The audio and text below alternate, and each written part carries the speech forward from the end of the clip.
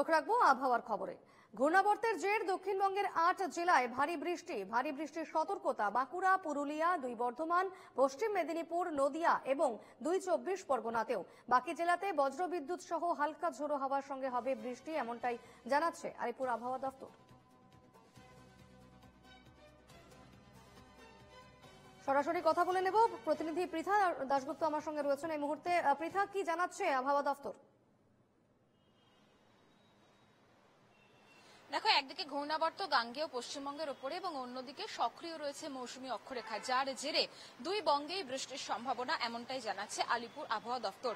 দক্ষিণবঙ্গের ক্ষেত্রে ঠিক যেমনটা তুমি বললে যে ৮ জেলার বৃষ্টির সম্ভাবনা রয়েছে এবং সেখানে কোথাও বিক্ষিপ্ত, কোথাও ভারী, কোথাও মাঝারি, আবার কোথাও একেবারে বজ্র বিদ্যুৎ সহ বৃষ্টির সঙ্গে ৩০ থেকে ৪০ কিলোমিটার বেগে বইতে পারে ঝোড়ো হাওয়া, এমনটা জানানো হচ্ছে। যার মধ্যে বাঁকুড়া, বর্ধমান, হাওড়া, হুগলি, পুরুলিয়া, নদিয়া, ২ চব্বিশ পরগনা, ২ মেদিনীপুর এই জেলাগুলো অবস্থান করছে। ফলত দক্ষিণবঙ্গে কিন্তু আগামী ২৪ থেকে ৪৮ ঘন্টা বৃষ্টির সম্ভাবনা আছে, এমনটাই জানা যাচ্ছে। দক্ষিণবঙ্গ ছেড়ে যদি উত্তরবঙ্গে তাকায়, সেক্ষেত্রে আজকে উত্তরবঙ্গে মাঝারি বৃষ্টি হলেও আগামীকাল থেকে উত্তরবঙ্গের ক্ষেত্রে বৃষ্টির পরিমাণ বাড়বে এবং কোথাও কোথাও ভারী বৃষ্টির সতর্কতা রয়েছে, যেরকম দার্জিলিং, জলপাইগুড়ি, উত্তর দিনাজপুর এবং মালদা, এই ৪টে জেলার ক্ষেত্রে কিন্তু ভারী বৃষ্টির সম্ভাবনা রয়েছে।